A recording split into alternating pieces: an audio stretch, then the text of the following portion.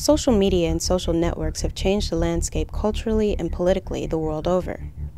Most social media platforms were created as means to strengthen connections among friends and family, to share information with like-minded individuals, and to advertise products and services directly to a target market. But from flash mobs to political protests, social media also quickly proved a valuable resource for mobilization. The Arab Spring started with a death. In early January, protesters took to the streets of Tunisia in solidarity with a young fruit vendor who, despairing of the brutal system under which he lived, set himself on fire. It was a death that gave life to a movement that was to alter the course of the Middle East and North Africa.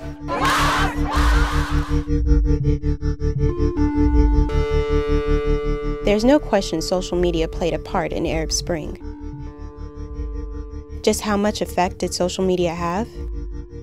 NPS researchers sought to answer this question and mined all public data on Twitter related to Egypt. Sort of by accident, we got access to the Twitter data. I belong to a listserv that someone had sent out a message that this Twitter data from the Arab Spring was available, and Rob had some really good ideas about how to analyze it. It was 1 million tweets, and we've tried to see if we could actually do anything with it, and after quickly breaking the computer, we finally figured out how to actually begin to analyze the data, and then we're able to actually really tease out some really interesting questions from the data itself. They generated a user-by-user network where a direct tie was drawn between two users if one of the users sent a message to the other, or a user retweeted the message to another. The initial look at the data, it looked like what we would call either a bad hair day or an exploding Death Star. And we had to find ways of drilling down and teasing out some of the aspects of it. So we ended up using some subgroup detection or community detection algorithms to kind of pull apart the network so we could actually better analyze it. We ended up finding out that just because I ended up sending out something from one person and another person sent something out from that person, if that central node was celebrity, those other two people, they wouldn't be talking to each other. But what we ended up seeing when we ended up looking at those that were around activist accounts, so people that were actually very much involved in the protest, there might be these key nodes and they'd be linked to a whole bunch of other people, but the people they're linked to would be connected to each other as well. So it was these really thick spots in the network. In the end, this network included 196,670 users, 526,976 ties between them. It was not the number of connections made, but what was said and repeated through these connections. Central activists framed grievances in ways that brought people together and possibly helped mobilize them for action. Social movement theory argues that a number of factors need to come into place in order for a social movement to get off the ground, to get people out in the street and actually motivated to do things. They need to have enough resources, and they have to have sort of a vulnerable status quo. But one of the most important factors is that the grievances have to be framed in ways that resonate with the target audience. And one of the professors here in the Defense Analysis Department, Glenn Robinson, talks about framing as sort of the bumper sticker approach to grievances, is that if you can frame the grievances in short, distinct, and snappy messages, then it can resonate with the crowd and you actually get people out in the streets.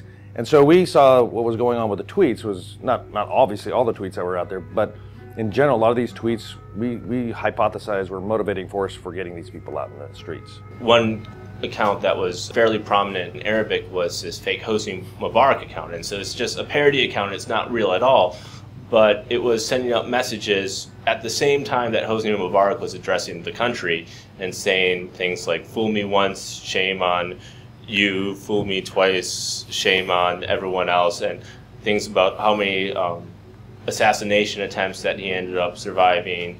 And he ended up framing Hosni Mubarak as a bad person, a bad character, and it was able to counter message what the real Hosni Mubarak was saying, and it was actually quite prominent. I mean, his messages actually connected with a lot of different people. Engaging social media users in creating cohesive pockets of sympathetic groups increased the likelihood of certain topics to trend and gain more visibility. In the past, what you often saw with social movements was that the media would be the gatekeeper. So if you want to actually have the wider population access your message, you need to sell it to the media, who will then show it to everyone else in the country or in the state or in the world. And now what you're actually seeing a lot of times is that the media itself is using social media in order to figure out what's going on and what they should be covering. So the relationship between the media and the social movements has changed somewhat with the use of these technologies where you can access hundreds or millions of people. This video is one of hundreds, possibly thousands, uploaded to social media websites like YouTube in the past few weeks, purporting to show government attacks on the Baba Amr district of Homs.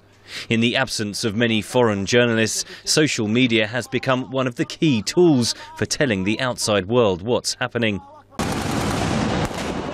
One of the things that we have been doing lately was, expanding this research to looking at what's going on in Syria, which is a different focus because, a lot of times we were looking at trying to understand how these different groups were kind of popping up. So you had the Free Syrian Army, you had the Jabhat al-Nusra, you have now the Islamic State of Iraq and the Sham. So all these different groups have been popping out, and we've been actually able to, we just actually had a report come out, myself and Greg Freeman, another research associate, the Office of the Secretary of Defense Rapid Reaction Technology Office sponsored us to try to see how these different groups were using social media. They've been fairly prolific on their social media usage. The goals are different, but you now have frames and counterframes going on. So you have either ISIS or ISIL are the good people, or you have other people calling them Daesh, which is Arabic. It's the Arabic version of their acronym. And those people are typically saying things negative about ISIS or ISIL. And so you have these many different frames. You have the Kurdish opinion on things, you have the Free Syrian Army opinion of things, you have the pro-Assad opinion on what's going on. And so trying to look at these different social media presence is really by using like the pattern of ties, you can actually start pulling apart these different groups and kind of being able to better understand what's going on.